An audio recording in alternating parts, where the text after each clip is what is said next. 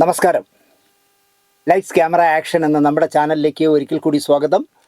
ഞാൻ നിങ്ങളുടെ ശാന്തിയുള്ള ദിനേശ്. ഒരു ഹേമ കമ്മിറ്റി റിപ്പോർട്ട് വന്ന കാരണം മലയാള സിനിമാ രംഗം അടിമുടി വിവാദങ്ങളുടെ ചുഴിയിൽപ്പെടുകയാണല്ലോ. ഇതിനിടയിൽ ആരൊക്കെയോ എന്തൊക്കെയോ ചെയ്യുന്നുണ്ട്. ഇപ്പോൾ ആഷിഖ് കപൂറിൻ്റെ നേതൃത്വത്തിൽ പുതിയ സംഘടന വരാൻ പോകുന്നു എന്ന് പറയുന്നു. ഞാൻ പറയും അത് നല്ലതാണെന്ന്. കാരണം ആഷിഖ് കപൂർക്ക് ഒരു സംഘടന ഉണ്ടാക്കണം.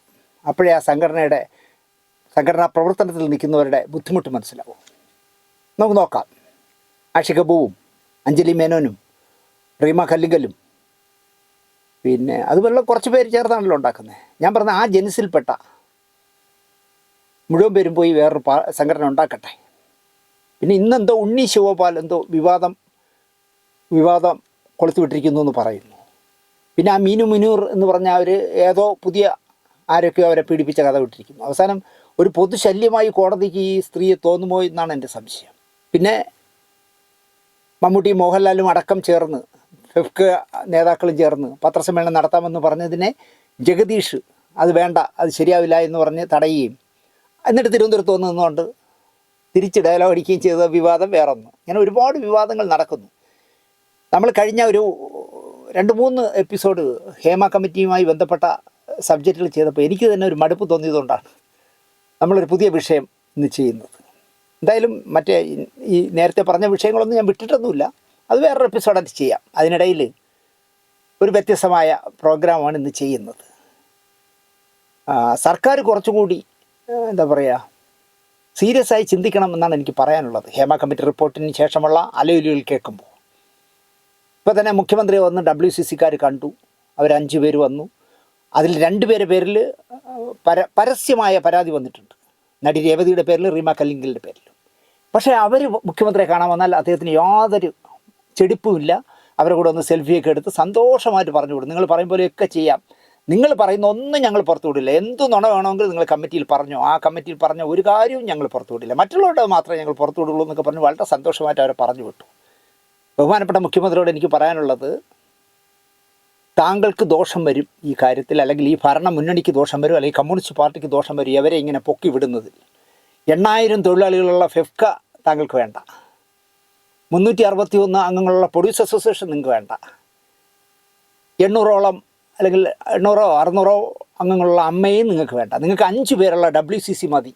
കേരളത്തിലെ എല്ലാ കാര്യങ്ങളും തീരുമാനിക്കാൻ, സിനിമയിൽ എന്തൊക്കെ വേണം എന്തൊക്കെ വേണ്ട, ആരൊക്കെ വേണം ആരൊക്കെ വേണ്ട എന്നൊക്കെ തീരുമാനിക്കാൻ 5 പേര് മാത്രമുള്ള WCC മതി എന്നുള്ളൊരു പക്ഷത്ത് നിൽക്കുന്ന പിണറായി വിജയന് അതിൻ്റെ വരും ഫലങ്ങൾ സുഖകരമായിരിക്കില്ല എന്നാണ് എനിക്ക് പറയാനുള്ളത്. തീർച്ചയായിട്ടും ഇടതുപക്ഷ മുന്നണിയും അല്ലെങ്കിൽ ഗോവിന്ദ മാഷും ഒക്കെ ഇക്കാര്യം ചിന്തിക്കണം എന്ന് ഞാൻ പറയും. കാരണം ആവശ്യത്തിലധികം ഈ WCC എന്ന് പറയുന്ന 5 മഹതികളെ, അതിൽ 2 പേരുടെ പേരിൽ പരസ്യമായി ആളുകൾ പ്രതികരിച്ചിട്ട് പോലും, ഒരാൾ പറയുന്നു ബർത്ത്ഡേ പാർട്ടിയിൽ ലഹരി ഉപയോഗിച്ചിരുന്നു എന്ന് ഒരു പെൺകുട്ടി, ഒരു ഗായിക തന്നെ പറഞ്ഞിട്ട് പോലും റീമ കല്ലിങ്കലിൻ്റെ പേരിൽ ഒരു അന്വേഷണം ഇല്ല. ഒരു ചെറുപ്പക്കാരൻ്റെ നഗ്ന ചിത്രമെടുത്ത് രേവതിക്ക് അയച്ചു കൊടുത്തു എന്ന് ആ ചെറുപ്പക്കാരൻ തന്നെ പരസ്യമായി പറഞ്ഞിട്ടും അന്വേഷണമില്ല. അവരെ 2 പേരെ അടക്കമുള്ള 5 പേരെ വിളിച്ചിരുത്തിയാണ് പുള്ളി സെൽഫി എടുത്ത് കളിക്കണേ. വരട്ടെ, നമുക്ക് നോക്കാം. ഇന്ന് മാത്രം പറഞ്ഞുകൊണ്ട് ഇതിൽ കൂടുതൽ ഞാൻ പറയുന്നില്ല. വരട്ടെ, നമുക്ക് നോക്കാം കളി എങ്ങോട്ടൊക്കെ പോകുന്നു എന്ന് നോക്കാം.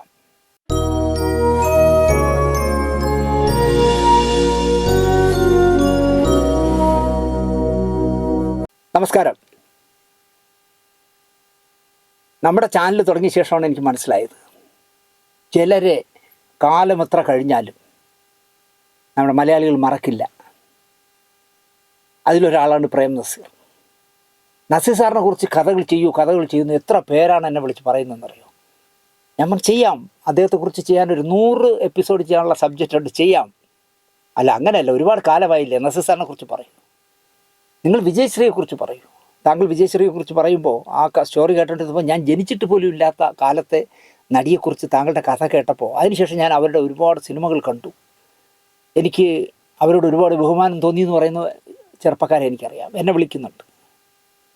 അതുകൊണ്ട് തന്നെ ഈ കഴിഞ്ഞ ഞാൻ നേരത്തെ പറഞ്ഞതുപോലെ കുറേ കാലമായി നമ്മൾ ഈ ഹേമ കമ്മിറ്റിയുടെ പുറകെ നടക്കുന്നത് എനിക്ക് തന്നെ ചെടുപ്പായി തുടങ്ങിയതുകൊണ്ട് നസീർ സാറിനെ കുറിച്ചുള്ള നല്ല ഓർമ്മകൾ പങ്കിടുന്ന ഒരു എപ്പിസോഡാണ് ഇന്ന് ഞാൻ നിങ്ങൾക്ക് വേണ്ടി ചെയ്യുന്നത്. നമുക്കറിയാം, പല പ്രാസംഗികരും പ്രസംഗിക്കുമ്പം തുടങ്ങുന്ന ചില ഡയലോഗുകളുണ്ട്. വേദിയെ നോക്കിയിട്ട് പറയും, എനിക്കെന്ത് പറയണം എന്നറിഞ്ഞുകൂടാ എന്നായിരിക്കും ചില പ്രാസംഗികർ പറയുന്നത്. ഒന്നോർഞ്ഞുണ്ടെങ്കിൽ പ്രസംഗിക്കരുത്, അത്ര തന്നെ. എവിടെ തുടങ്ങണം, ഞാൻ ഈ സംസാരം എവിടെ തുടങ്ങണമെന്ന് എനിക്കറിയില്ല, ഇങ്ങനെയൊക്കെ പറയും പോലെയാണ് നമ്മുടെ പ്രശസ്ത സംവിധായകനും സകലകലാവല്ലഭനായ ബാലചന്ദ്രൻ മേനോൻ പറയുകയാണ്, പ്രേം നസീറിനെ പറ്റി ആലോചിക്കുമ്പോൾ എനിക്കെവിടെ തുടങ്ങണം എന്നെനിക്കറിയില്ല, അങ്ങനെ ഒരു വിഭവമാണ് പ്രേം നസീർ എന്നാണ് അദ്ദേഹം പറയുന്നത്. നല്ലൊരു സ്വാദിഷ്ടമായ പലഹാരം നമ്മുടെ കയ്യിൽ കിട്ടിയാൽ നമ്മൾ അതുമായി ഏതെങ്കിലും ഒരു മൂലയിൽ ഒളിച്ചിരുന്ന് സൗകര്യാർത്ഥം കുറേശ്ശെയായി കഴിച്ച് ആസ്വദിക്കുന്നത് പോലെയാണ് പ്രേം നസീറിനെ പറ്റിയുള്ള എൻ്റെ ഓർമ്മകളെന്നാണ് മേനോൻ ചേട്ടൻ പറയുന്നത്. അതിൻ്റെ തുടക്കവും ഒടുക്കവും ഒന്നും എൻ്റെ കയ്യിൽ ഒതുങ്ങുന്നില്ല എന്നും മേനോൻ പറയുന്നു. ഏതെങ്കിലും ഒരു ഓർമ്മയുടെ കയ്യിൽ പിടിക്കാമെന്ന് വച്ചാൽ അത് വേണ്ട, എന്നെപ്പറ്റി പറയൂ എന്ന് പറഞ്ഞുകൊണ്ട് അടുത്ത ഓർമ്മ ബഹളം വയ്ക്കും. ഞാനിവിടെ ഉണ്ടല്ലോ എന്നും പറഞ്ഞ് അടുത്ത ഓർമ്മ വെളിയിൽ കാത്തു നിൽക്കും. തെക്കൃഷി ചേട്ടൻ പറഞ്ഞ മാതിരി തിരമാലകൾ ഒന്നിനു മീതെ ഒന്നായി നമുക്ക് സമ്മാനിക്കുന്ന അലക്കടലിനെയും നമുക്ക് കൺകുളിർക്കെ വെളിച്ചം തരുന്ന പൂർണ്ണചന്ദ്രനെയും തലയെടുപ്പുള്ള കൊമ്പനാനയെയും പിന്നെ പ്രേം നസീറിനെയും എത്രമാത്രം കണ്ടാലും പറഞ്ഞാലും മതി വരില്ല എന്നാണ് ബാലചന്ദ്രൻ മേനോൻ പറയുന്നത്. ചില വ്യക്തികളെ കണ്ടാൽ നമുക്ക് വീണ്ടും വീണ്ടും കാണണമെന്ന് തോന്നുന്നത് പോലെയാണ് മലയാള സിനിമ എപ്പോഴും കണ്ടുകൊണ്ടിരിക്കുവാൻ ആഗ്രഹിക്കുന്ന ഒരു വ്യക്തിത്വമായിരുന്നു നസീർ സാർ. നസീർ സാറിൻ്റെ ജീവിതത്തിൽ അദ്ദേഹം അനുവർത്തിച്ചിട്ടുള്ള പല കാര്യങ്ങളും ഇന്നത്തെ സിനിമയിൽ ശരിക്കും പ്രസക്തമാണ് എന്നാണ് മേനോൻ ചേട്ടൻ പറയുന്നത്. അങ്ങനെയുള്ള ഒരു പ്രതിഭാസമാണ് നസീർ സാർ. പത്രപ്രവർത്തകനായി മേനോൻ മദ്രാസിൽ ചെല്ലുമ്പോൾ തന്നെ ആദ്യമായി കേട്ടറിഞ്ഞത് മദ്രാസിലുള്ള സിനിമാ പ്രവർത്തകരുടെ ഏക ധൈര്യം പ്രേം നസീറാണ് എന്നതാണ്. ഒരാവശ്യം വന്നാൽ നമുക്ക് പ്രേം നസീർ ഉണ്ടല്ലോ എന്നുള്ളൊരു ധൈര്യം മലയാള സിനിമയുടെ മദ്രാസിലുണ്ടായിരുന്ന മുഴുവൻ ആൾക്കാർക്കും ഉണ്ടായിരുന്നു എന്നാണ് മേനോൻ പറയുന്നത്. എന്ന് പറഞ്ഞാൽ മലയാളികളായിട്ടുള്ള ഒരു കലാകാരനെ മദ്രാസിൽ വെച്ച് എന്തെങ്കിലും അത്യാഹിതം സംഭവിക്കുകയോ ഒരു പക്ഷേ മരിച്ചു പോവുകയോ ചെയ്യുകയാണെങ്കിൽ ആ ആളിൻ്റെ എല്ലാവിധമായ ഉത്തരവാദിത്തങ്ങളും ഏറ്റെടുത്ത് ശരീരം നാട്ടിലെത്തിക്കുവാൻ മുൻപന്തിയിൽ നിൽക്കുന്നത് സംഘടനകളായിരുന്നില്ല, മറിച്ച് പ്രേം നസീറായിരുന്നു. ഇപ്പോൾ പി ജെ ആൻ്റണി മരിച്ചു. എനിക്ക് തോന്നുന്നു പി ജെ ആൻ്റണി മരിക്കുമ്പോൾ നസീർ സാറ് മദ്രാസിലില്ല. പി ജെ ആൻ്റണി മരിച്ചു എന്നറിഞ്ഞിട്ട് തന്നെ നസീർ സാറ് മകൻ ഷാനവാസിനെ വിളിച്ചിട്ട് പി ജെ ആൻ്റണിയെ ആ ഹോട്ടൽ മുറിയിൽ നിന്ന് എറണാകുളത്ത് എത്തിക്കാൻ വേണ്ട എന്തെല്ലാം സൗകര്യങ്ങൾ ചെയ്യണമോ അതെല്ലാം ഉടനെ ചെയ്തു കൊടുക്കാൻ അദ്ദേഹം ഓർഡർ ഇട്ടു മകനോട്. അതുപോലെ പലരുടെയും. പക്ഷേ അങ്ങനെ ഓർഡർ ഇട്ട നസീർ സാറിനെ ഈ ചലച്ചിത്ര പരിഷത്ത് എന്നൊക്കെ പറഞ്ഞ് നസീർ സാറിൻ്റെ ചിലവിൽ വളർന്ന ഒരുപാട് പേരുണ്ടല്ലോ, ഇപ്പോഴും ഉണ്ട് മദ്രാസിൽ. അവരെല്ലാം കൂടി ഒരു കാർഗോയിലാണ് കയറ്റി അയച്ചത് എന്ന് പറയുമ്പോൾ നന്ദി കെട്ടവന്മാരായിരുന്നു നസീർ സാറിൻ്റെ ചുറ്റും ഉണ്ടായിരുന്നതെന്ന് പറയാതിരിക്കാൻ വയ്യ. അതിലൊരാൾ പോലും പറഞ്ഞില്ലേ നമ്മളിങ്ങനെ സാധനങ്ങൾ കയറ്റുന്ന കാർഗോയിലല്ല നസീർ സാറിനെ കയറ്റി വിടേണ്ടത്. ഒരു വിമാനം ചാർട്ട് ചെയ്ത് മദ്രാസിലുള്ള ശിവാജി ഗണേശനും എം ജി ആറും അടക്കമുള്ളവർക്ക് കാണാനുള്ള സൗകര്യം കൊടുത്ത ശേഷം നമുക്കൊരു വിമാനം ചാർട്ട് ചെയ്ത് നമുക്കെല്ലാം കൂടി പോയി ചിറകിലുകൊണ്ട് അടക്കാമെന്ന് ഒരാൾ പോലും പറഞ്ഞില്ല എന്നുള്ളതാണ് ഏറ്റവും വലിയ കഷ്ടം. ഒരു കാര്യത്തിൽ ബാലചന്ദ്രൻ മേനോന് അഭിമാനിക്കാം.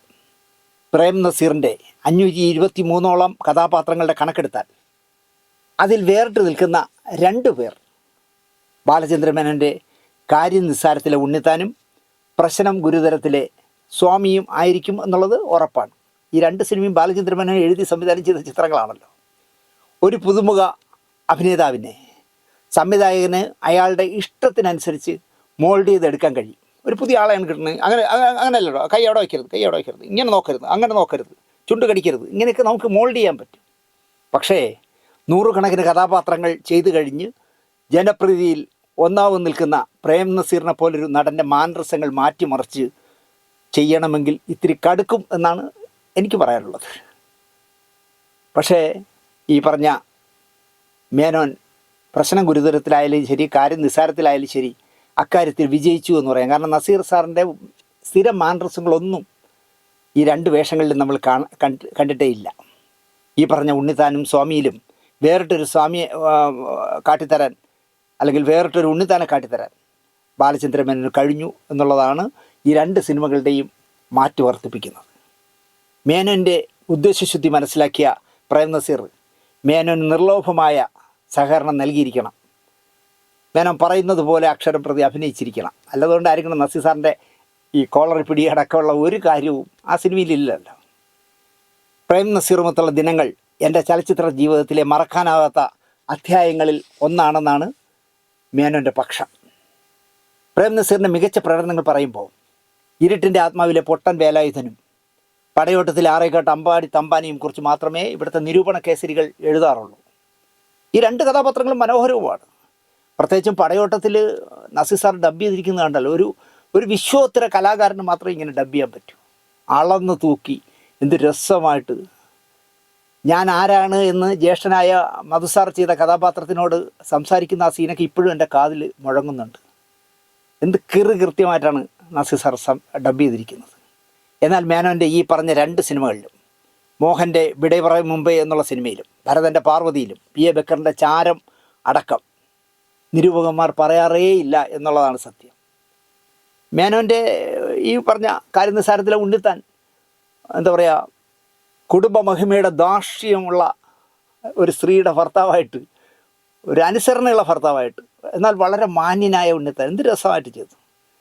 അതുപോലെ തന്നെ മേനോൻ ചെയ്ത കഥാപാത്രത്തിൻ്റെ കള്ളക്കഥകളിൽ വീണു പോകുന്ന ഒരു എന്താ പറയുക, ഒരു നിർമ്മല ഹൃദയമുള്ള സ്വാമി എന്ത് രസമായിട്ടാണ് പ്രശ്നം ഗുരുതരത്തി ചെയ്തത്. കാര്യനിസ്സാരം കഴിഞ്ഞ ശേഷം ഒരു ഡസനോളം ചടങ്ങുകളിൽ ബാലചന്ദ്ര മേനോനെയും കൂടി പ്രേം നസീറിൻ്റെ കൂടെ ക്ഷണിക്കുമായിരുന്നു പ്രസംഗിക്കാൻ. ചെല്ലുന്നിടത്തെല്ലാം മേനോനെ പ്രശംസിച്ചും പരാമർശിച്ചും കാര്യനിസ്സാരത്തിലെ വേഷത്തെപ്പറ്റി നസീർ സാർ സ്ഥിരമായി ഈ ഒരു ഡസൻ പ്രോഗ്രാമുകളിലും പറഞ്ഞു.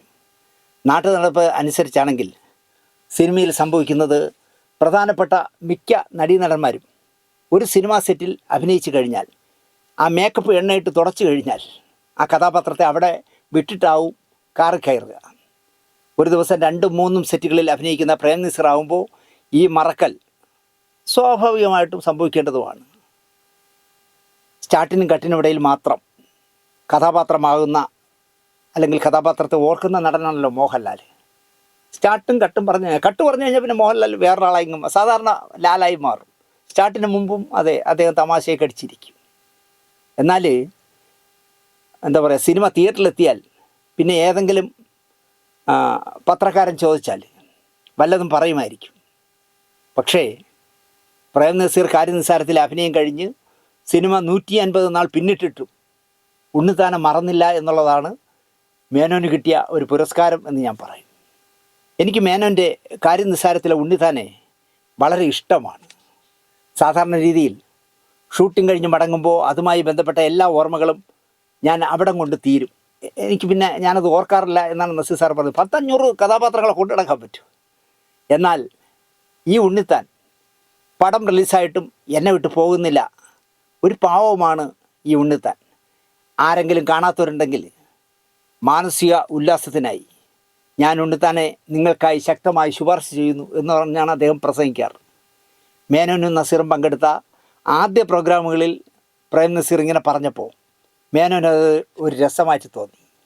എല്ലാ വേദിയിലും നസീർ ഇക്കാര്യം ആവർത്തിച്ചപ്പോൾ ഒരഭംഗി മേനോന് തോന്നി. എന്നെ ഇരുത്തിക്കൊണ്ട് പൊക്കയാണോ എന്ന് മേനോന് തോന്നി. എന്നാൽ മേനോനെ പൊക്കാനായി, ഭംഗിവാക്കായി നസീർ ഇക്കാര്യം തുടരെ പറഞ്ഞതല്ല, ഉള്ളിൽ തട്ടി പറഞ്ഞതാണ്. മേനോനെ സംബന്ധിച്ചിടത്തോളം നസീറിൻ്റെ ആ നല്ല വാക്കുകൾ ഒരു വലിയ മനുഷ്യരിൽ നിന്നും കിട്ടാവുന്ന ഏറ്റവും വലിയ ആദരവായിരുന്നു. കാര്യനിസ്സാരം ഷൂട്ടിംഗ് നടക്കുമ്പോഴാണ് പ്രേം നസീറിന് പത്മഭൂഷൺ ലഭിക്കുന്നത്. ആ രാത്രിയിൽ കോലഞ്ചേരിയിലെ വീട്ടിൽ ആദ്യത്തെ അനുമോദനം യൂണിറ്റ് അംഗങ്ങൾ നൽകി. അന്നവിടെ പ്രേം നസീർ സംസാരിച്ചത് ഈ അംഗീകാരം മലയാള ചലച്ചിത്രവേദിക്ക് അഖിലേന്ത്യാ തലത്തിലുള്ള അംഗീകാരമായിട്ടെടുക്കണം എന്നാണ്. അല്ലാതെ എനിക്ക് കിട്ടിയതായിട്ട് നിങ്ങൾ കാണണ്ട, മലയാള സിനിമയ്ക്ക് കിട്ടിയ അംഗീകാരമായി കാണണം എന്നാണ് അദ്ദേഹം പ്രസംഗിച്ചത്. കുറേ വൈകിപ്പോയെങ്കിലും നിരാശപ്പെടേണ്ട കാര്യമില്ല. ഇപ്പോഴെങ്കിലും ഈ അംഗീകാരം കിട്ടിയത് വലിയ കാര്യമാണ്. ആദ്യത്തെ അനുമോദനം ശ്രീമാൻ ബാലചന്ദ്ര മേനോൻ സംവിധാനം ചെയ്യുന്ന ഈ പടത്തിൽ നിന്നാണ്. പേര് കാര്യനിസ്സാരം എന്നാണെങ്കിലും സംഗതിയൊക്കെ വളരെ വിലപ്പെട്ടതായാണ് സംഭവിക്കുന്നത്. ഈ അനുമോദനത്തിനിടയിലെ ഒരു കാര്യം കൂടി പറയാം. പ്രേം നസീറും ലക്ഷ്മിയും സുകുമാരിയും കോമ്പിനേഷനായുള്ള ഒരു സീൻ എടുക്കുന്നതിനിടയിലാണ് പ്രേം നസീറിന് പത്മഭൂഷൺ എന്ന വാർത്ത വരുന്നത്. അന്ന് ഈ മൊബൈലൊന്നും ഇല്ലല്ലോ. ഉമ്മറും പൂർണിമ ജയറാമും ഒക്കെ അവിടെ ഉണ്ട്. പ്രേം നസീർ സെറ്റിലെ എല്ലാവർക്കും മധുരം നൽകി. ഇതിനിടയിൽ നടി ലക്ഷ്മി നസീർ സാറിനോട് ചോദിച്ചു, സാറിന് വലിയ ബഹുമതി ലഭിച്ചിരിക്കുകയാണല്ലോ, ഞങ്ങൾക്ക് എന്താണ് വാങ്ങിത്തരുന്നത്?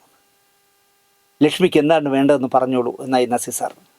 എനിക്കൊരു മേക്കപ്പ് ബോക്സ് വാങ്ങിച്ചു തന്നാൽ മതി. അടുത്തിരുന്ന സുമാരിയോട് ചോദിച്ചു, സുമാരിക്കോ? എനിക്കോ അത് മതി. അങ്ങനെ ഓരോരുത്തരും അവർക്കിഷ്ടമുള്ള സാധനങ്ങളൊക്കെ നസീർ സാറിനോട് പറഞ്ഞു. അക്കാലത്ത് ചുവന്ന നിറത്തിലുള്ള ചെറിയൊരു മേക്കപ്പ് ബോക്സ് ഉണ്ടായിരുന്നു. അന്ന് അതിന് 1000 രൂപയോളം, 1000 രൂപയ്ക്ക് അപ്പുറം വിലയുണ്ട്. സുകുമാരിക്കും ലക്ഷ്മിക്കും ഓരോ മേക്കപ്പ് ബോക്സ് നസീർ സാർ വാങ്ങിക്കൊടുത്തു. വർത്തമാനത്തിനിടയിൽ രാഷ്ട്രപതി ഭവനിലെ വർണ്ണാഭമായ ദർബാർ ഹാളിൽ നിന്നും അവാർഡ് വാങ്ങുന്നതിനെ പറ്റിയും അവിടെ നടക്കുന്ന ചടങ്ങുകളെപ്പറ്റിയും ചർച്ച വന്നു. അക്കൊല്ലം ഗാന്ധി സിനിമ എടുത്ത സർ റിച്ചാർഡ് ആറ്റംബറോയ്ക്കും പത്മഭൂഷൺ പുരസ്കാരമുണ്ട്. അതുപോലെ കന്നഡ നടൻ രാജ്കുമാറിനും ഒരു പത്മ പുരസ്കാരമുണ്ട്.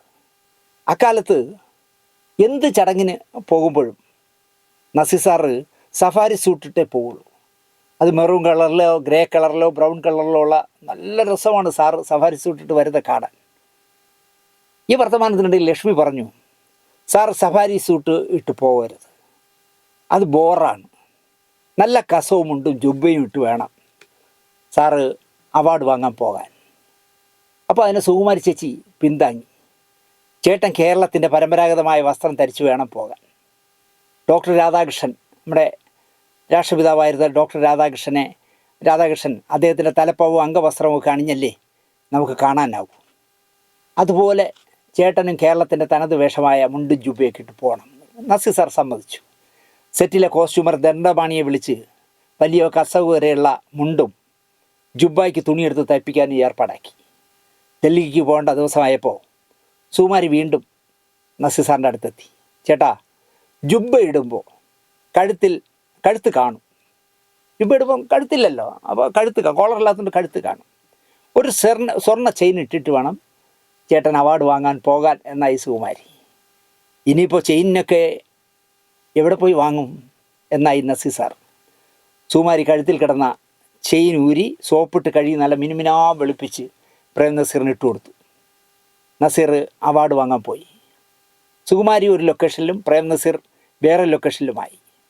ഒരു നാൾ മദ്രാസിൽ നിന്നും തിരുവനന്തപുരത്തേക്ക് വരാൻ സുകുമാരി ഫ്ലൈറ്റിൽ കയറിയപ്പോൾ അതിൽ നസീർ സാറുണ്ട്. ബാലകൃഷ്ണപിള്ള അടക്കം 3 മന്ത്രിമാരുമുണ്ട് ഫ്ലൈറ്റിൽ. ബാലകൃഷ്ണപിള്ളയുടെ തൊട്ടടുത്ത സീറ്റാണ് സുകുമാരി ചേച്ചിക്ക്. സഫാരി സൂട്ട് അണിഞ്ഞ പ്രേം നസീർ സുകുമാരി ചേച്ചിയുടെ അടുത്തേക്ക് വന്നു. പോക്കറ്റിൽ നിന്നും ആ സ്വർണ്ണ ചെയിൻ എടുത്ത് സുകുമാരിക്ക് നൽകി. ഇത് കണ്ട ബാലകൃഷ്ണപിള്ള പറഞ്ഞു, ഓ, നസീർ സുകുമാരിക്ക് സ്വർണ്ണ ചെയിനൊക്കെ ഉണ്ടാക്കി കൊടുത്തോ? അപ്പോൾ ഒന്നും പഠിക്കാതെ സുകുമാരി ചേച്ചി പറഞ്ഞു, ചേട്ടന് പത്മഭൂഷൺ കിട്ടിയതുകൊണ്ട് ഞങ്ങൾക്കെല്ലാവർക്കും ഓരോ ചെയിൻ വീതം ഉണ്ടാക്കി തരാമെന്ന് വാക്ക് പറഞ്ഞിരുന്നു. ബാലകൃഷ്ണപിള്ള പക്ഷേ അത് വിശ്വസിച്ചു. പത്മഭൂഷൺ കിട്ടിയതുകൊണ്ട് സെറ്റിലുള്ള എല്ലാവർക്കും ഓരോ മാല വാങ്ങിക്കൊടുക്കാൻ നസീർ ഏറ്റിരുന്നു. ആ മാലയാണ് ഇപ്പോൾ സുകുമാരിക്ക് കൊടുത്തതെന്ന് ബാലകൃഷ്ണപിള്ള വിശ്വസിച്ചു. സുകുമാരി അങ്ങനെ പറയുമെന്ന് നസീർ കരുതിയില്ല. പിന്നീട് പ്രേം നസീർ സുകുമാരി മാത്രമായപ്പോൾ പ്രേം നസീർ പറഞ്ഞത്, ഞാൻ വിചാരിച്ചില്ല സുകുമാരി നീ ഇങ്ങനെ പറയുമെന്ന്. എന്തായാലും സുകുമാരിക്ക് ഞാനൊരു ചെയിൻ വാങ്ങിത്തരാം എന്ന് നസീർ സാർ മറുപടി പറഞ്ഞു. പക്ഷെ വാങ്ങിക്കൊടുക്കാൻ കഴിഞ്ഞില്ല. 1963 നിണമണിഞ്ഞ കാൽപ്പാടുകൾ എന്ന സിനിമയുടെ സെറ്റിൽ വെച്ചാണ് ആദ്യമായി ഷീല പ്രേം നസീറിനെ കാണുന്നത്. ഏതോ ഒരു നടൻ എന്നതിനപ്പുറം ഇദ്ദേഹം ഒരു താരമാണെന്നൊന്നും ഷീലയ്ക്ക് അറിയില്ലായിരുന്നു. ഈ ഇരിക്കുന്നത് വലിയ ഹീറോയാണെന്ന് ആരോ ഷീലയോട് പറഞ്ഞു. വലിയ ഹീറോയോ? അതെന്താ? അതിനേക്കാൾ മുൻപ് സിനിമാ രംഗത്തെത്തിയ വലിയ ഹീറോയിലെ MGR, അദ്ദേഹത്തോടൊപ്പം ഞാൻ അഭിനയിച്ചിട്ടുണ്ട്. ഒരാഴ്ച കഴിഞ്ഞ് മറ്റൊരു വലിയ ഹീറോയായ സത്യനോടൊപ്പം ഭാഗ്യജാതകത്തിലും അഭിനയിച്ചു. എനിക്ക് അദ്ദേഹം എന്ത് വലിയ ഹീറോ, അതായത് MGRൻ്റെയും സത്യൻ്റെയും മുന്നിൽ ഈ ഇരിക്കുന്ന മനുഷ്യൻ എനിക്ക് ഹീറോ അല്ല എന്നാണ് ഷീല പറഞ്ഞത്. നിണമണിഞ്ഞ കാൽപ്പാടുകളിൽ വേറൊരു നായകൻ കൂടിയുണ്ട്. മൂടുപടത്തിൽ തന്നോടൊപ്പം അഭിനയിച്ച തിരുവനന്തപുരത്തെ മേയറുടെ മോൻ മാധവൻ നായർ, മധു സാർ. ഇതൊക്കെ കൊണ്ട് തന്നെ ഷീല ഭാവിയിൽ തൻ്റെ സ്ഥിരം നായകനാകാൻ പോകുന്ന പ്രേം നസീറിൽ വലിയ കമ്പമൊന്നും തോന്നിയില്ല. അക്കാലത്ത് അത്തരം വകതിരിവ് ഷീലയ്ക്ക് ഉണ്ടായിരുന്നില്ല എന്നതാണ് സത്യം. അവരൊരു പാവം ഇന്നസെൻ്റായ സ്ത്രീയല്ലേ, എന്ത് പറയണം എന്ത് ചെയ്യണമെന്നും അറിയാത്തൊരു സ്ത്രീയായിരുന്നു. ഇപ്പോഴും അവർ സംസാരിക്കുമ്പോൾ നമുക്കറിയാമല്ലോ, പൊട്ടത്തരങ്ങൾ ഒരുപാട് പറയുമല്ലോ. കൂടെ അഭിനയിക്കുന്ന കുറേ ആളുകളിൽ ഒരു സുന്ദരൻ, ഇത്രയും നസീർ സാറിന് വില കൊടുത്തുള്ളൂ. പോകുന്ന സ്ഥലത്തൊക്കെ ആളുകൾ അദ്ദേഹത്തിൻ്റെ അടുത്ത് തടിച്ചു കൂടുന്നത് ഷീല ശ്രദ്ധിച്ചു. ഇപ്പോൾ ഷീലയും നസീർ സാറൊക്കെ ഇരിക്കുകയാണെങ്കിലും ആളുകൾ എപ്പോഴും നസീർ സാറിൻ്റെ ചുറ്റും കൂടും. കുറേ സിനിമകളിൽ അഭിനയിച്ച് കാശുണ്ടാക്കണം, വീടുണ്ടാക്കണം, അനിയത്തിമാർ 3 പേരെയും അനുജന്മാരായ 2 പേരെയും പഠിപ്പിക്കണം എന്നൊക്കെയുള്ള വിചാരങ്ങൾ മാത്രമേ അക്കാലത്ത് ഷീലയ്ക്കുണ്ടായിരുന്നുള്ളൂ. കുറേ സിനിമകൾ കിട്ടി, കൂടുതലും നസീറുമായിട്ടുള്ളത്. അതൊക്കെ ഹിറ്റാവുകയും ചെയ്തു. ഒരു സിനിമ വിജയിച്ചാൽ അടുത്ത സിനിമയിലേക്കും നിർമ്മാതാക്കൾ അവരെ തന്നെ വിളിക്കുമല്ലോ. അങ്ങനെ ഞങ്ങളെയും വിളിച്ചു എന്ന് മാത്രമാണ് ഷീല വിചാരിച്ചത്. ഞങ്ങൾ ജോഡികളായി അഭിനയിച്ചാൽ ആർക്കും ഒരു ഉപദ്രവവും തലവേദനയും ഇല്ലാതെ അഭിനയിച്ച് പൊയ്ക്കോളും എന്ന വിശ്വാസവും ഉണ്ടായിരുന്നു. ഇതൊക്കെ ആകണം നിർമ്മാതാക്കൾ പിന്നെയും പിന്നെയും ഞങ്ങളെ ജോഡികളാക്കിയത്. സത്യൻ സാർ, നസീർ സാർ, മധു സാർ, അങ്ങനെയാണ് ഈ 3 നായകന്മാരെയും ഷീല വിളിച്ചിരുന്നത്. അടൂർ ഭാസിയെ ഭാസിയേട്ടാന്ന്. ഏത് സ്റ്റുഡിയോയിൽ പോയാലും തെലുങ്ക് നടന്മാരും ഹിന്ദി നടന്മാരും ഓരോ കസേരകളിട്ട് ഇരിക്കുന്നത് കാണാം. ഓരോ കസേരയുടെ പുറകിലും ഒരു തുണി ഉണ്ടായിരിക്കും. അതിൽ NTR, വാണിശ്രീ, MGR എന്നൊക്കെ തുന്നിയ തുണികളാണ് ഈ കസേരയുടെ പുറകിൽ ഇട്ടിരിക്കുന്നത്. മലയാള സിനിമ സാമ്പത്തികമായി കഷ്ടപ്പെടുന്ന കാലമായതിനാൽ സ്കൂളിലെ കസേരകൾ പോലെ ചില മരക്കസേരകൾ കിട്ടിയാലായി സെറ്റിൽ. അത് ഏതെങ്കിലും മരച്ചുവട്ടിലിട്ടിട്ട് താരങ്ങൾ അവിടെ ഇരിക്കും. മറ്റുള്ളവരെയൊക്കെ ആടുന്ന വലിയ കസേരയിലിരുന്ന് സംസാരിക്കുന്ന കാണാം, മറ്റു ഭാഷകളിലെ നായകന്മാരൊക്കെ. സ്കൂളിലെ രംഗമോ മറ്റോ ചിത്രീകരിക്കുകയാണെങ്കിൽ നായികമാരെ എണീപ്പിച്ചിട്ട് ആ കസേരകൾ കൂടി സെറ്റ് അസിസ്റ്റൻ്റുമാർ വന്ന് എടുത്തിട്ട് പോകും. പിന്നെ എപ്പോഴെങ്കിലും ആ കസേര ഒഴിഞ്ഞു കിട്ടണം ഇരിക്കാൻ. അതുവരെ നസീർ സാറൊക്കെ അവിടെയും ഇവിടെയൊക്കെ നിൽക്കണം. ഈ കാഴ്ച കണ്ടപ്പോൾ ഷീലയ്ക്ക് ബുദ്ധിമുട്ട് തോന്നി. നിങ്ങൾ ആലോചിച്ച് നോക്കൂ, മൂത്രമൊഴിക്കാൻ കാരവാൻ കിട്ടുന്നില്ല എന്ന് പരാതി പറയുന്ന നാട്ടിൽ, ഞങ്ങൾക്ക് എന്താ പറയുക, ജൂനിയർ ആർട്ടിസ്റ്റ് ആയതുകൊണ്ട് ഉറങ്ങാനും ഇരിക്കാനും ഒക്കെ AC കാരവാൻ കിട്ടുന്നില്ല എന്ന് പരാതി പറയുന്ന ഈ നാട്ടിൽ സൗകര്യപൂർവ്വം ഡ്രസ്സ് മാറാനോ മൂത്രമൊഴിക്കാനുള്ള സൗകര്യം നൽകുന്നില്ല എന്ന് പരാതി പറയുന്ന നാട്ടിൽ ഷീല പറയുകയാണ്, തടി കസേര കൊണ്ട് ഇട്ടിട്ട് അതിലിരിക്കുമ്പോൾ ആർട്ട് അസിസ്റ്റൻ്റ് വന്ന് സെറ്റിലിടാൻ വേണമെന്ന് പറഞ്ഞ് കസേര എടുത്തുകൊണ്ട് പോകുമ്പോൾ നസീർ സാർ അടക്കം മരച്ചൂട്ടിലോ ഏതെങ്കിലും പടിയിലോ ഒക്കെ ഇരുന്ന് ഉണ്ടാക്കിയെടുത്തതാണ് മലയാള സിനിമ എന്ന് പറയുമ്പോൾ ഇന്നത്തെ നടീനടന്മാർ എത്ര ഭാഗ്യവാന്മാരെന്ന് ആലോചിച്ച് നോക്കൂ. ഈ കാഴ്ച കണ്ടപ്പോൾ ഷീലയ്ക്ക് ബുദ്ധിമുട്ടായി. കാരണം നസീർ സാറിനെ പോലെ ഒരാളിനെ നായകനെയൊക്കെ പിടിച്ച് എണീപ്പിച്ചിട്ട് ആ കസേര എടുത്തുകൊണ്ട് പോകുന്ന കണ്ടപ്പോൾ ബുദ്ധിമുട്ടായി. മദ്രാശിയിൽ പാരീസ് എന്ന് പറഞ്ഞ സ്ഥലമുണ്ട്. ആ പാരീസിൽ നിന്നാണ് ഈ മടക്ക് കസേരയൊക്കെ വാങ്ങുന്നതെന്ന് ഷീല അന്വേഷണത്തിലൂടെ മനസ്സിലാക്കി. അപ്പോഴേക്കും ഷീലയ്ക്ക് സ്വന്തം കാറും ഡ്രൈവറും ഒക്കെയായി. ഡ്രൈവറെ വിളിച്ചിട്ട് ഹിന്ദി തെലുങ്ക് നായകന്മാർ ഇരിക്കുന്ന കസേരകൾ കാണിച്ചു കൊടുത്തു. ഇതുപോലെ 2 കസേരകൾ പാരീസിൽ ചെന്ന് വാങ്ങിച്ചുകൊണ്ടിരാൻ പറഞ്ഞു. മടക്കി വയ്ക്കാൻ പറ്റുന്ന കസേരകളിലെത്തി. കോസ്റ്റ്യൂമറെ വിളിച്ച് 2 കസേരകളിലും തുണി വാങ്ങി ബാക്കിൽ കുപ്പായം ഇടാൻ ഏർപ്പാടാക്കി. ഒന്നിൽ പ്രേം നസീർ എന്നും ഒന്നിൽ ഷീല എന്നും എംബ്രോയിഡറി വെച്ച് തയ്ക്കാൻ പറഞ്ഞു. നസീർ സാർ വന്നപ്പോൾ പ്രേം നസീർ എന്നെഴുതിയ കസേര നിവർത്തിയിട്ടിട്ട് സാർ ഇതിലിരിക്കണമെന്ന് ഷീല പറഞ്ഞു. അയ്യോ എന്താ ഇത് എന്നായി നസീർ സാറിന് അതിശയമായിപ്പോയി. അല്ല സാർ, ഓരോ തവണയും ഇവർ നമ്മളിരിക്കുന്ന കസേരകൾ എടുത്തുകൊണ്ട് പോവുകയല്ലേ, എത്ര നേരമൊന്നും കരുതിയാണ് നിൽക്കുന്നത്? ഏയ് ഞാനിരിക്കില്ല, ബാക്കിയുള്ളവരൊക്കെ മരത്തിൻ്റെ ചുവട്ടിലും അവിടെയും ഇവിടെയും ഒക്കെ ഇരിക്കുമ്പോൾ ഞാൻ എങ്ങനെ കസേരയിലിരിക്കും എന്നാണ് നസീർ സാർ ചോദിച്ചത്. എന്നാൽ വേണ്ട, ഞാനിരിക്കും എന്ന് പറഞ്ഞ് ഷീല പോയി തൻ്റെ പേരെഴുതിയ കസേരയിൽ പോയി ഇരുന്നു.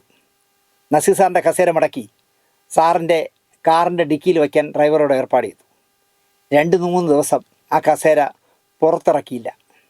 ഒടുവിൽ നസീർ ഡ്രൈവറോട് പറഞ്ഞു, എനിക്ക് വയ്യ, എത്ര നേരം ഇങ്ങനെ നിൽക്കും, ആ കൊച്ചു കൊണ്ടുവന്ന് തന്ന ആ കസേര ഇങ്ങനെ എടുത്തുകൊണ്ട് വാ. പിന്നീട് ഒരുപാട് കാലം നസീർ സാറ് ഷീല വാങ്ങിക്കൊടുത്ത മടക്ക് കസേരയിൽ, പുറകിൽ പ്രേം നസീർ എന്ന് പേരെഴുതിയ മടക്ക് കസേരയിലാണ് ഇരുന്നിരുന്നത്. ഇവിടുത്തെ ബുദ്ധിജീവി സംവിധായകരുടെ സിനിമകളിലൊന്നും നസീർ സാറില്ലായിരുന്നല്ലോ. അടൂർ ഗോപാലകൃഷ്ണനായാലും അരവിന്ദനായാലും ഷാജിൻ കരുണായാലും അങ്ങനെയുള്ള ആ ജനുസിൽപ്പെട്ട ഒരാളും നസീർ സാറിനെ ഒരു സിനിമയിലും വിളിക്കില്ല. കാരണം അദ്ദേഹത്തിന് ഒരു കമേഴ്ഷ്യൽ കച്ചവട സിനിമയിലെ അടിപിടി തല്ലുകൊള്ളി പടങ്ങളിലെ നായകൻ എന്ന് പറഞ്ഞ് തള്ളിക്കളഞ്ഞല്ലോ. മധു സാറിന് പോലും കിട്ടിയ അവസരങ്ങൾ നസീർ സാറിന് കിട്ടിയിട്ടില്ല. അങ്ങനെ ഇരിക്കുമ്പോഴാണ് നമ്മുടെ അന്നത്തെ യുവ സംവിധായകനായിരുന്ന ലെനിൻ രാജേന്ദ്രൻ, എന്താ പറയുക, അദ്ദേഹത്തിൻ്റെ 3ാമത്തെ സിനിമയായി ഒരു സബ്ജക്റ്റ് ആലോചിച്ചു. താരങ്ങളെ വെച്ച് സിനിമ എടുക്കാൻ വിമുഖത കാണിച്ച ചുരുക്ക സംവിധായകരിൽ ഒരാളാണ് ലെനിൻ രാജേന്ദ്രൻ. ഒരിക്കലും ഒരു സൂപ്പർ താരത്തിൻ്റെ പുറകെ അദ്ദേഹം പോയിട്ടില്ല. ജയറാം, സുരേഷ് ഗോപി അടക്കം എന്താ പറയുക, താരമാകുന്നതിന് മുമ്പ് ലെനിൻ്റെ സിനിമയിൽ അഭിനയിച്ചിട്ടുണ്ട്. വചനമടക്കം ഏതൊക്കെ സിനിമകളിൽ സുരേഷ് ഗോപി ഉണ്ടായിരുന്നല്ലോ. വചനത്തിൽ ജയറാമും ഉണ്ടായിരുന്നു. 1981 വേനലിലൂടെയാണ് ലെനിൻ രാജേന്ദ്രൻ്റെ കടന്നുവരവ്. വേനലിൽ ജലജയും സുകുമാരനുമായിരുന്നു നായകനും നായികയും. പിറ്റേ വർഷം ചില്ല് പുറത്തു വന്നു.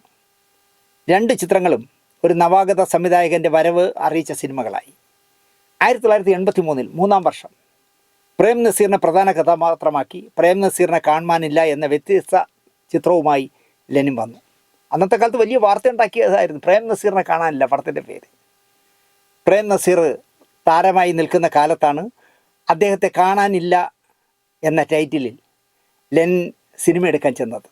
ജയൻ്റെ ആകസ്മികമായ മരണത്തെ എങ്ങനെ ഇവിടെ മാർക്കറ്റ് ചെയ്തു എന്ന ചിന്തയിൽ നിന്നാണ് ലെനിൻ പ്രേം നസീറിനെ കാണാനില്ല എന്ന വിഷയത്തിലേക്ക് എത്തിയത്.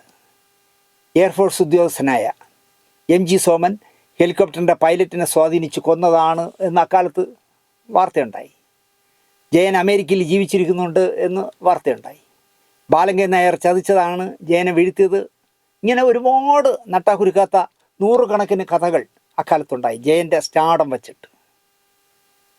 അതുപോലെ തന്നെ കൊല്ലത്ത് മുളങ്കാടങ്ങ് ശ്മശാനത്തിൽ ജയൻ കത്തി അമർന്ന് ആ ചാരത്തിൻ്റെ ചൂട് മാറുന്നതിന് മുമ്പ് ഒരു കൊഞ്ഞു കഷ്ണം എല്ല് പോലും ബാക്കിയിടാതെ ആരാധകരെന്ന് പറഞ്ഞത് എല്ലാത്രയും പറക്കിക്കൊണ്ട് പോയി. ഇതൊക്കെ മനസ്സിൽ കിടന്ന ലെനിൻ ചിന്തിച്ചത്, പ്രേം നസീറിനെയും ജയനെയും പോലെ താരപദവിയുള്ള ഒരു സിനിമാ നടനെ പെട്ടെന്ന് കാണാതായാൽ എന്ത് സംഭവിക്കും എന്ന് അദ്ദേഹം ആലോചിച്ചു. സിനിമാ ഇൻഡസ്ട്രിയിലും വാർത്താ മാധ്യമങ്ങളിലും ഇതിനെ എങ്ങനെ നോക്കിക്കാണും, ഒരു സിനിമയ്ക്കുള്ള കഥ ഇതിൽ ഉണ്ടല്ലോ എന്ന് ലെനിൻ്റെ ചിന്ത ഉദിച്ചു. ജയൻ മരിച്ചു. ഇപ്പോൾ ഒരു താരമേ ഉള്ളൂ, സാക്ഷാൽ പ്രേം നസീർ. PA ബക്കറിൻ്റെ ചാരം എന്ന പ്രേം നസീർ അഭിനയിച്ച സെറ്റിൽ വെച്ച് ഒരിക്കൽ ലെനിൻ രാജേന്ദ്രൻ നസീർ സാറിനെ പരിചയപ്പെട്ടിട്ടുണ്ട്. മലയാള സിനിമയുടെ ചെറു ചലനം വരെ നിരീക്ഷിക്കുന്ന ഒരേ ഒരാൾ അന്ന് നസീറാണ്. അതായത് ഇന്നത്തെ മമ്മൂട്ടിയെ പോലെ മലയാള സിനിമയുടെ ഗതിവിഗതികളെല്ലാം അന്വേഷിക്കുകയും അറിയുകയും ചെയ്യുന്ന പ്രകൃതമാണല്ലോ മമ്മൂട്ടിക്കും. ഇത് തന്നെയായിരുന്നു നസീർ സാർ. ഒരു പടം ഇറങ്ങിക്കഴിഞ്ഞാൽ എത്ര രൂപ കളക്ഷൻ വന്നു, എങ്ങനെയായി, സെൻറ്ററിൽ തിരുവനന്തപുരത്ത് എത്രയുണ്ട്, കൊല്ലത്ത് എത്രയുണ്ട്, എല്ലാം അന്വേഷിക്കും അദ്ദേഹം. ലെനിൻ്റെ മനസ്സിൽ രൂപം കൊണ്ട കഥ യവനിക പോലുള്ള പിന്നീട് ഹിറ്റായ സിനിമകളെടുത്ത ഹെൻറിയോട് ലെനിൻ പറഞ്ഞു. ഹെൻറിക്ക് കഥ ഇഷ്ടമായി. സൂപ്പർ താരമായ പ്രേം നസീറിനെ തന്നെ വേണം എന്ന് ലെനിൻ നിശ്ചയിച്ചു. പടത്തിന് പേരും ഇട്ടു, പ്രേം നസീറിനെ കാണാനില്ല. വേനൽ, ചില്ല് 2 സിനിമകൾ താരങ്ങളില്ലാതെ ചെയ്ത സംവിധായകനാണ് ലെനിൻ. ശശികുമാർ, ഹരിഹരൻ, AB രാജകൃഷ്ണൻ നായർ മുതലായ കമേഴ്ഷ്യൽ സംവിധായകരുടെ പ്രിയപ്പെട്ട നായകനായ പ്രേം നസീർ അക്കാലത്ത് ഉച്ചപ്പടം എന്ന് കളിയാക്കിയിരുന്ന സംവിധായകരുടെ പട്ടികയിലുള്ള ലെനിനെ കാണാനെങ്കിലും മനസ്സ് കാട്ടുമോ എന്ന സന്ദേഹം ലെനിനുണ്ടായിരുന്നു. ഉച്ചപ്പടം എന്നല്ലേ അവരെയൊക്കെ എല്ലാം പറഞ്ഞിരുന്നത്. ഈ ബുജി പടങ്ങളെല്ലാം ഉച്ചപ്പടം എന്ന് പറയാം. കാരണം ന്യൂൺ ഷോ മാത്രമേ കാണുള്ളായിരുന്നു. അതുകൊണ്ട് തന്നെ സാറിനെ എനിക്കൊന്ന് കാണണമെന്ന് ലെനിൻ രാജേന്ദ്രൻ പറഞ്ഞാൽ കാണാൻ സമ്മതിക്കുമോ എന്ന് തന്നെ ലെനിന് സന്ദേഹം ഉണ്ടായിരുന്നു. വരുന്നിടത്ത് വെച്ച് കാണാം, പോയാലൊരു വാക്ക്. ലെനിൻ പ്രേം നസീറിനെ കാണാൻ ചെന്നു. നസീർ സാറിൻ്റെ പെർമിഷൻ വാങ്ങാതെ പ്രേം നസീറിനെ കാണാനില്ല എന്ന ടൈറ്റിൽ അനൗൺസ് ചെയ്തിട്ടാണ് കൂടിക്കാഴ്ചയ്ക്ക് ചെല്ലുന്നത്. സ്വാഭാവികമായിട്ടും വേറെ ആരെങ്കിലും ആണെങ്കിൽ ഇറങ്ങിപ്പോടാ എന്ന് പറയും എന്നുള്ള കാര്യം ഉറപ്പാണ്. അങ്ങനെ പറയാതിരുന്ന ഭാഗ്യം. അതിനെന്താ ലെനിൻ ഞാൻ കാൾ ഷീറ്റ് തരാം എന്ന് പറയാൻ ഒരു സാധ്യതയുമില്ല. പോരെങ്കിൽ ചെറിയ ബജറ്റിൽ എടുക്കുന്ന സിനിമയാണ്. ആർട്ടിൻ്റെ ജനസിൽ സിനിമ എടുക്കുന്ന സംവിധായകൻ. നടക്കാൻ സാധ്യത 100% കുറവാണ് എന്ന് വിശ്വസിച്ച് തന്നെയാണ് ലെനിൻ ചെന്നത്. പക്ഷേ ലെനിൻ്റെ പ്രതീക്ഷകളെ ആകെ തകിടം മറിച്ചുകൊണ്ടായിരുന്നു പ്രേം നസീറിൻ്റെ പ്രതികരണം. ലെനിനെ കണ്ട ഉടനെ തന്നെ വർണ്ണവസേ ഇരിക്കണം ലെനിൻ, നമ്മൾ ബക്കറിൻ്റെ സെറ്റിൽ വെച്ച് പരിചയപ്പെട്ടു ഇല്ലേ എന്നായിരുന്നു ആദ്യത്തെ ചോദ്യം. നിങ്ങൾ ആലോചിച്ച് നോക്കൂ, ദിവസവും 100 കണക്കിന് പേരെ കാണുന്ന പ്രേം നസീർ എന്ന സൂപ്പർ താരം സിനിമയിൽ അറിഞ്ഞു തുടങ്ങി എങ്കിലും പരിചിത മുഖമാകാത്ത ലെനിനെ മാസങ്ങൾക്ക് മുമ്പ് ഒരു ഷൂട്ട് സെറ്റിൽ വെച്ച് മാത്രം പരിചയപ്പെട്ട ഓർമ്മയിൽ ചിരപരിചിതനെ പോലെ കുശലം ചോദിച്ചപ്പോൾ തന്നെ ലെനിൻ ഫ്ലാറ്റായി. ഒരിക്കലും ലെനിൻ പ്രതീക്ഷിച്ചില്ല. ബക്കറിൻ്റെ സെറ്റ് വെച്ച് കണ്ടു, ലെനിൻ രാജേന്ദ്രനാണ് എൻ്റെ പേര് എന്ന് പറഞ്ഞ് പരിചയപ്പെട്ടു. അതിനപ്പുറം വേറെ ഒരു പരിചയവും ഇല്ല. പക്ഷെ അടുത്തേക്ക് ചെന്നപ്പോൾ തന്നെ ഭരണവസ്ഥ ഇരിക്കണം ലെനിൻ രാജേന്ദ്രൻ അല്ലേ, നമ്മൾ ബക്കറിൻ്റെ സെറ്റ് വെച്ച് പരിചയപ്പെട്ടുവല്ലോ, ഇരിക്കൂ എന്ന് പറഞ്ഞ് പറയണമെങ്കിൽ ആലോചിച്ച് നോക്കിയേ ആ വലിയ മനുഷ്യൻ്റെ മനസ്സെത്ര വലുതാണെന്ന്. മുഖവേറൊന്നും കൂടാതെ ലെനിൻ തൻ്റെ ആഗമന ഉദ്ദേശം പറഞ്ഞു, ഒപ്പം കഥയും പറഞ്ഞു. ഇങ്ങനൊരു സിനിമ എടുത്താൽ നന്നാകുമോ? ഈ ചിത്രം ഓടാൻ സാധ്യതയുണ്ടോ? ആരാ നിർമ്മാതാവ്? നല്ല ബജറ്റിൽ അദ്ദേഹത്തിന് നിർമ്മിക്കാനാകുമോ? ഈ വക ഒരു ചോദ്യവും പ്രേം നസീർ ചോദിച്ചില്ല. അസേ നമുക്ക് കൂടാം, ഇതായിരുന്നു മറുപടി.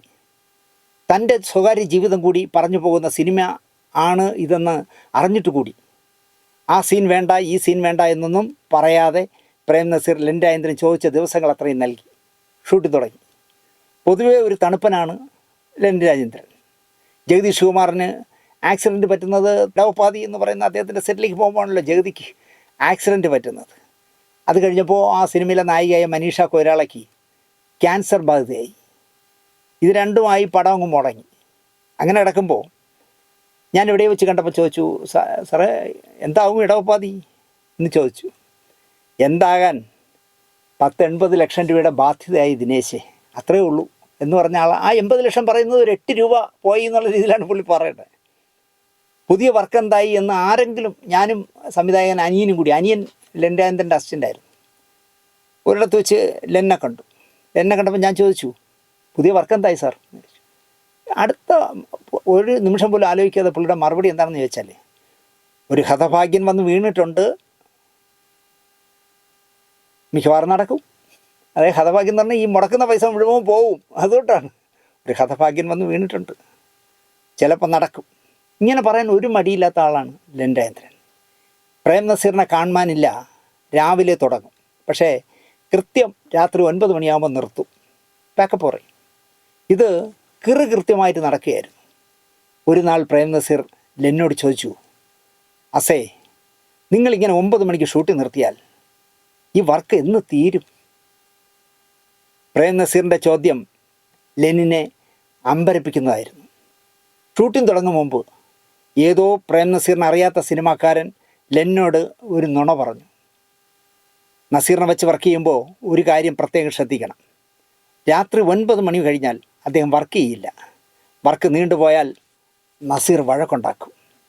ഈ വിവരം നേരത്തെ കിട്ടിയതിനാലാണ് കൃത്യം 9 മണിക്ക് വർക്ക് നിർത്തി അദ്ദേഹത്തെ ഫ്രീ ആക്കിയത് ലെനിൻ. ഇക്കാര്യം ലെനിൻ തന്നെ നേരിട്ട് നസീർ സാറിനോട് പറഞ്ഞു. അപ്പോൾ നസീർ സാർ പറഞ്ഞ മറുപടി, എന്നെപ്പറ്റി ഇതുപോലെ എന്തൊക്കെ കഥകൾ പലരും പറഞ്ഞു നടക്കുന്നു എന്ന് ലെനിൻ അറിയാമോ? ഒരു വ്യക്തി എന്ന നിലയിൽ അദ്ദേഹത്തെ കളിയാക്കുന്ന നിരവധി രംഗങ്ങൾ പ്രേം നസീറിനെ കാണാനില്ല എന്ന സിനിമയിലുണ്ട്. ഇത്തരം സീനുകൾ ഉണ്ടെന്ന് മുൻകൂട്ടി തന്നെ ഒന്നും ഒളിച്ചു വയ്ക്കാതെ ലെനിൻ നസീറിനോട് പറയുകയും ചെയ്തിരുന്നു. നസീറിനെ തട്ടിയെടുത്ത് കാട്ടിലേക്ക് കൊണ്ടുപോകുന്ന ഒരു സീനുണ്ട് ആ സിനിമയിൽ. കുറേ ദൂരം നടന്നു കഴിയുമ്പോൾ പിറ്റേന്ന് കാലിൽ നീര് വരും, നസീർ സാറിൻ്റെ കാലിൽ മുഴുവൻ നീരാവും. അപ്പോൾ തട്ടിക്കൊണ്ടുപോയ സംഘാംഗങ്ങളിൽ ഒരാൾ കാലിൽ ചൂടുവെള്ളം ഒഴിച്ച് കഴുകിക്കൊണ്ട് ചോദിക്കും, വലുതായിട്ട് നടക്കാറില്ല അല്ലേ എന്ന് ചോദിക്കും. ഇല്ല എന്നായിരിക്കും മറുപടി. സിനിമയിലൊക്കെ ഓടുന്നതും ചാടുന്നതും ഒക്കെ കാണാമല്ലോ, ഡൂപ്പായിരിക്കും അല്ലേ? ഇങ്ങനെയുള്ള സീനുകൾ എടുത്തിട്ടും നസീർ സാർ ഒന്നും തന്നെ പ്രതികരിച്ചിട്ടില്ല. ഈ ചിത്രത്തിൽ ഇതും കൂടി ആവശ്യമായി വന്നതുകൊണ്ടായിരിക്കും ലെനിൻ രാജേന്ദ്രൻ ഇത്തരം രംഗങ്ങൾ എഴുതി ചിത്രീകരിച്ചത് എന്നാണ് പ്രേം നസീർ പിന്നീട് പ്രതികരിച്ചത്. ഇത്തരം കഥകളിൽ അഭിനയിക്കാൻ ഇന്നത്തെ ഒരു താരവും തയ്യാറാവില്ല എന്നത് ഉറപ്പായിട്ടും. ഇപ്പോൾ മമ്മൂട്ടിയെ കാണുവാനില്ല എന്ന് പറഞ്ഞൊരു സിനിമ എടുക്കാൻ തന്നെ മമ്മൂട്ടി സമ്മതിക്കുമെന്ന് എനിക്ക് തോന്നില്ല. എൻ്റെ സ്റ്റാർഡം വളർത്താനുള്ള കഥകളുണ്ടാക്കുക, താരം പറയുന്ന ഏറാം മൊഴികളെ താരം പറഞ്ഞിട്ട് തിരക്കഥാകൃത്തുക്കളാക്കുക, തിരക്കഥാകൃത്തിൻ്റെ തിരക്കഥ വാങ്ങി വായിച്ചിട്ട് നായകൻ തന്നെ തിരക്കഥ വീണ്ടും തിരുത്തുക, താൻ ഇടുന്ന വസ്ത്രങ്ങൾ ഏത് കമ്പനിയുടേത് അത് ബോംബെയിൽ താൻ പറയുന്ന കടയിൽ പോയി വാങ്ങിപ്പിക്കുക, 3000 രൂപയുടെ ഷർട്ട്, 6000 രൂപയുടെ പാൻറ്റ്, 10000 രൂപയുടെ ഷൂസ് എന്നിവ ഇട്ടേ ബസ്സിലെ കിളിയായിട്ട് പോലും വേഷം ചെയ്യൂ എന്ന് വാശി പിടിക്കുക. ഇവിടെയൊക്കെയാണ് പ്രേം നസീർ എന്ന് പറഞ്ഞ മനുഷ്യൻ വ്യത്യസ്തനാകുന്നത്. മലയാളത്തിൻ്റെ പരിമിതിയിൽ നിന്ന് ചെയ്യാവുന്നതൊക്കെ നസീർ സാർ ചെയ്തു. മലയാള സിനിമാ ലോകം പ്രേം നസീറിൻ്റെ മുന്നിൽ പഞ്ചഭൂതമടക്കി 10-20 വർഷക്കാലം ഉണ്ടായിരുന്നു. 10-20 വർഷക്കാലം നസീർ സാറിൻ്റെ കാൽ കീഴിലായിരുന്നില്ലേ മലയാള സിനിമ? വേണമെങ്കിൽ അദ്ദേഹത്തിന് അമേരിക്കയിൽ നിന്നുള്ള വസ്ത്രങ്ങൾക്കായി വാശി പിടിക്കാമായിരുന്നു. താൻ പറയുന്ന നായികയോടൊപ്പമേ ഞാൻ അഭിനയിക്കൂ എന്ന് അദ്ദേഹത്തിന് വാശി പിടിക്കാമായിരുന്നു. മുന്തിയ സൂട്ടിലെ ജീവിക്കൂ അല്ലെങ്കിൽ ഉറങ്ങൂ എന്ന് അദ്ദേഹത്തിന് ശാഠ്യം പിടിക്കാമായിരുന്നു. പക്ഷേ ഒരു നിർമ്മാതാവിനെ പരമാവധി സഹായിക്കുക എന്നതായിരുന്നു ആ പച്ചയായ മനുഷ്യൻ്റെ ലക്ഷ്യം. അത് തന്നെയായിരുന്നു എപ്പോഴും. ആ വലിയ മനസ്സും പ്രവൃത്തികളും ഇന്നത്തെ ഒരു സിനിമാ നായകനും ഇല്ല, ഉണ്ടാകുമെന്ന് തനിക്ക് തോന്നുന്നും ഇല്ല എന്നാണ് ലെനിൻ രാജേന്ദ്രൻ നസീർ സാറുമായിട്ടുള്ള അനുഭവത്തെക്കുറിച്ച് പറഞ്ഞത്. ജഗദീഷ് ശിവകുമാർ പറഞ്ഞ ഒരനുഭവം കൂടി പറഞ്ഞ് നസീർ സാറിനെ കുറിച്ചുള്ള ഇന്നത്തെ ഈ കഥ അവസാനിപ്പിക്കാം. കൂടെ പഠിച്ച സഹപാഠിയെയും അടിച്ചു മാറ്റി കോടമ്പക്കത്തേക്ക് ഭാഗ്യം തേടി മുങ്ങിയ ആളാണ് ജഗതി എന്ന് ഞാൻ പറയേണ്ട കാര്യമില്ല. അങ്ങനെ ഒരാളെ മലയാള സിനിമയിലുള്ളൂ, ജഗദീഷ് ശിവകുമാർ. കൂടെ പഠിച്ച കൂട്ടുകാരിയെ പ്രേമിച്ചിട്ട് 2 വീട്ടുകാരും അറിയാതെ മുങ്ങി ഭാഗ്യം തേടിയാണല്ലോ മദ്രാസിലേക്ക് പോയത്. അച്ഛൻ്റെ പേരും കലാനിലയം നാടക ട്രൂപ്പിൽ കിട്ടിയ ട്രെയിനിങ്ങും കൈ മുതലാക്കിയ ആളാണല്ലോ ജഗതി. ആ ഒരു ധൈര്യത്തിലാണ് കാമുകിയുമായിട്ട് മദ്രാസിലേക്ക് മുങ്ങിയത്. ചെറിയ ചെറിയ ജൂനിയർ ആർട്ടിസ്റ്റുകൾ ചെയ്യുന്ന ഈ തല പോലും കാണുമെന്ന് തോന്നില്ല അങ്ങനെയുള്ള വേഷങ്ങൾ ചെയ്തിരുന്ന ജഗദീഷ് ശിവകുമാറിന് യാദൃച്ഛികമായാണ് ചട്ടമ്പി കല്യാണിയിൽ അടൂർവാസിയുടെ എർത്തായി നടക്കുന്ന ആദ്യ മധ്യാന്തം വരുന്ന ഒരു വേഷം കിട്ടുന്നത്. ഈ വേഷം ബഹദൂറിന് നൽകാനായിരുന്നു സംവിധായകൻ ശശികുമാറിന് ഇഷ്ടം. അക്കാലത്ത് ഫാസി, ബഹദൂർ, ഷീലത എന്ന് പറയുന്ന ഒരു വലിയ വിജയഘടകം തന്നെ ഉണ്ടായിരുന്നു. ജഗതിക്ക് ഗുണകരമായത് സിനിമ തിരക്കഥ എഴുതി പാട്ടുകൾ എഴുതി നിർമ്മിക്കുന്നത് ബഹദൂറുമായി നല്ല മാനസിക പൊരുത്തമില്ലാത്ത നമ്മുടെ തുർവാസാവ് കവിയാണ്. ആ പയ്യൻ്റെ വേഷം ശ്രീകുമാറിന് നൽകണം, അതെൻ്റെ ഭാര്യയുടെ ഒരു ആഗ്രഹം കൂടിയാണ്, സാറ് സമ്മതിക്കണം എന്ന് ശശികുമാർ സാറിനോട് പറഞ്ഞു. മനസ്സോടെ ഒടുവിൽ ശശികുമാർ സാർ അത് സമ്മതിച്ചു. ജഗദീഷ് ശിവകുമാറായി മാറിയ പയ്യൻ സെറ്റിലെത്തി. അപ്പോഴും നിർമ്മാണ കവിക്ക് ഉറപ്പില്ല ശ്രീകുമാറിനെ ശശികുമാർ അംഗീകരിക്കുമോ എന്ന്. മേക്കപ്പ് ഇടാൻ ശശികുമാർ ഓർഡർ ഇട്ടു. ക്യാരക്ടർ മനസ്സിലാക്കി തിരക്കഥ വായിച്ച് അഭിനയിക്കാൻ അടൂർവാസിയോടൊപ്പം നിന്നപ്പോൾ ഫാസി തിരക്കി, ഇവനാര്? നമ്മുടെ ജഗതി എൻ കെ ആചാര്യയുടെ മകൻ. അടൂർവാസിക്ക് ഭയങ്കര അത്ഭുതമായി. കാരണം ജഗതി എൻ കെ ആചാര്യയുടെ ചില നാടകങ്ങളിലൊക്കെ അടൂർവാസി അഭിനയിച്ചിട്ടുണ്ട്. ചട്ടമ്പി കല്യാണിയിലെ സംബന്ധം കഴിക്കാൻ മോഹിച്ച് നടക്കുന്ന ശരീരം കുട്ടപ്പനായാണ് ഫാസി അഭിനയിക്കുന്നത്. ശരീരം കുട്ടപ്പൻ കുറച്ച് ഓറഞ്ചും ഒരു ഈർക്കിലിൽ കൊരുത്ത മീനുമായി ശിഷ്യനായ പയ്യനെയും കൂട്ടി ചട്ടമ്പി കല്യാണിയുടെ വീട്ടിൽ പോകുന്ന സീനാണ് ആദ്യമായി ചിത്രീകരിക്കുന്നത്. ഇരുവരെയും കല്യാണി ആട്ടിയിറക്കും വീട്ടിൽ നിന്ന്. ഇവിടെ വച്ച് പ്രേം നസീർ ജഗതിക്ക് കൊടുത്ത ഉപദേശം, ക്യാമറയ്ക്ക് മുന്നിൽ ധൈര്യമായി നിന്ന് അഭിനയിക്കണം. ധൈര്യമായിട്ട് നിന്ന് അഭിനയിക്കണം. ജഗതി എൻ കെ ആചാര്യയുടെ മകനല്ലേ, വിജയിക്കും. ഇതായിരുന്നു നസീർ സാറ് കൊടുത്ത പ്രോത്സാഹനം. ഇന്നത്തെ ഏത് താരം പറയും ഒരു പുതുമുഖത്തോട് എന്നാണ് ജഗതിക്ക് തന്നെ അത്ഭുതം. പ്രേം നസീർ എനിക്ക് ഗുരുതുല്യനാണ്, സ്നേഹിതനാണ്, ജ്യേഷ്ഠ സഹോദരനാണ്. പല നിർമ്മാതാക്കളോടും സംവിധായകരോടും തുടക്കകാലത്ത് ജഗതിക്കായി പ്രേം നസീർ ശുപാർശ ചെയ്തിരുന്നു. ഇന്ന് ഏതെങ്കിലും ഒരു വലിയ നടൻ ഒരു പുതുമുഖ നടനെ അനുഗ്രഹിക്കുമോ എന്നാണ് ജഗതി ചോദിക്കാറ്. നോ. ഓരോരുത്തന്മാർ വലിഞ്ഞു കയറി വരും വലിയ ഹീറോ ആവാൻ. ഇവിടെ ഉള്ളവർക്കേ പടമില്ല, ഇവനൊക്കെ ആരാ ഇങ്ങോട്ട് പറഞ്ഞയച്ചത്, ഇറക്കി വിട് എന്ന് പറയുമെന്നാണ് ജഗതി പറയുന്നത് ഇന്നത്തെ നായകന്മാരെ.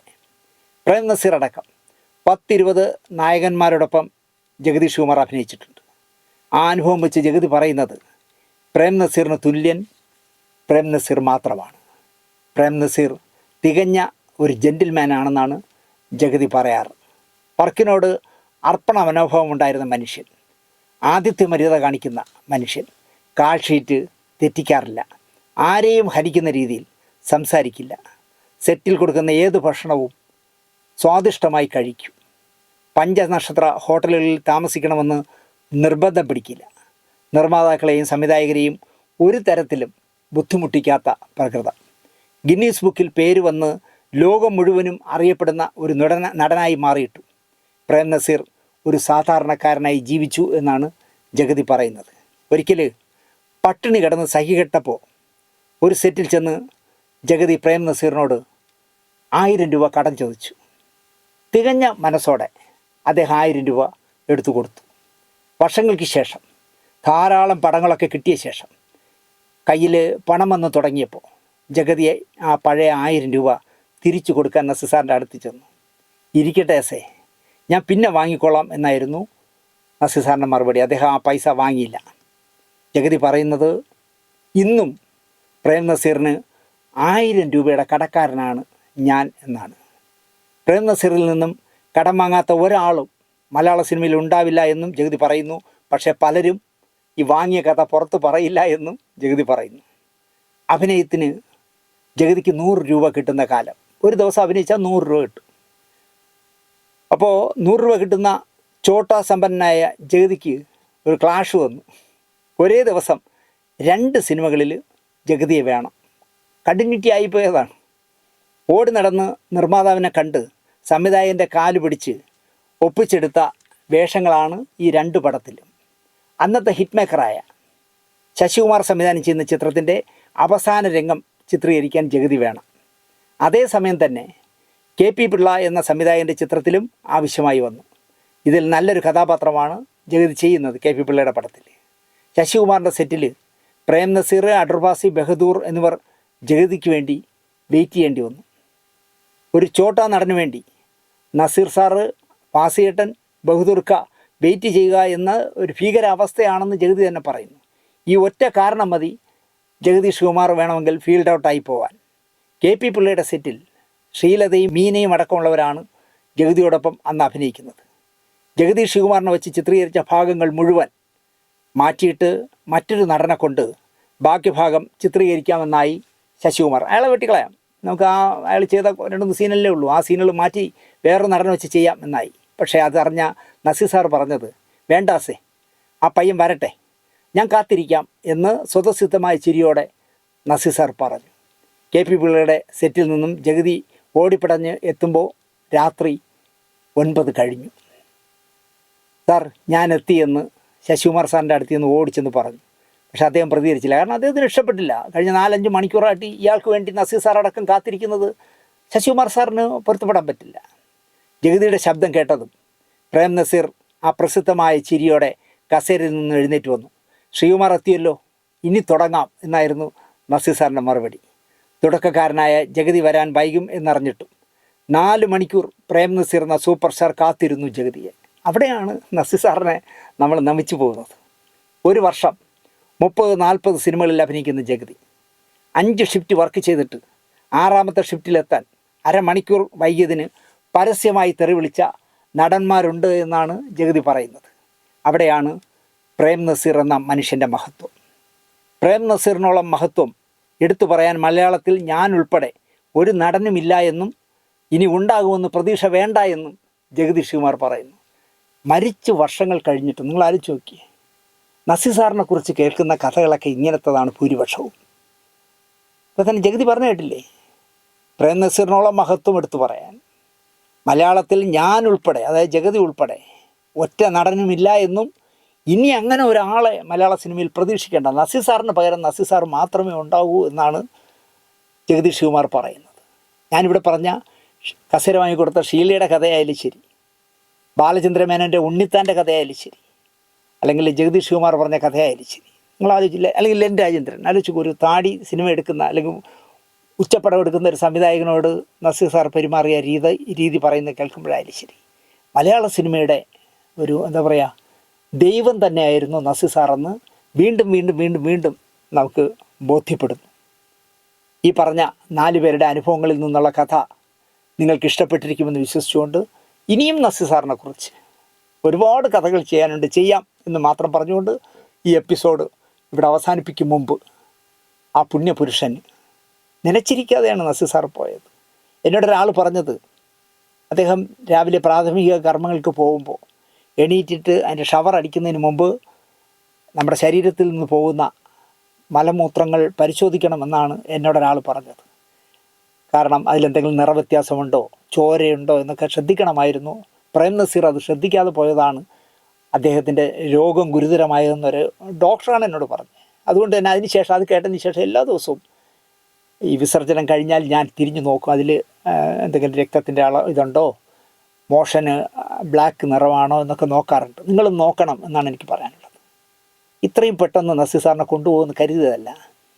ദുഷ്ടന്മാരെ പന പോലെ വളർത്തുകയും നല്ലവരെ ദൈവം നേരത്തെ കൊണ്ടുപോവുകയും ചെയ്യുമെന്ന് പറയാറുണ്ട്. ഒരുപാട് കാലം നസീർ സാർ നമ്മളോടൊപ്പം വേണമായിരുന്നു. സിനിമയില്ലെങ്കിൽ പോലും നസീർ സാർ നമ്മളോടൊപ്പം ഇവിടെ ജീവിക്കണമായിരുന്നു. പാവം നനച്ചിരിക്കാതെ പോയി. ആ പുണ്യപുരുഷനെക്കുറിച്ച് ഇനിയും ഒരുപാട് കഥകൾ ചെയ്യാമെന്ന് മാത്രം വാക്ക് പറഞ്ഞുകൊണ്ട് അദ്ദേഹത്തിൻ്റെ ആത്മാവിന് ഞാൻ കണ്ടിട്ടില്ലാത്ത ദൈവം അദ്ദേഹത്തിന് പുണ്യം നൽകട്ടെ എന്ന് പ്രാർത്ഥിച്ചുകൊണ്ട് ഈ എപ്പിസോഡ് ഇവിടെ അവസാനിപ്പിക്കുന്നു. നന്ദി, നമസ്കാരം.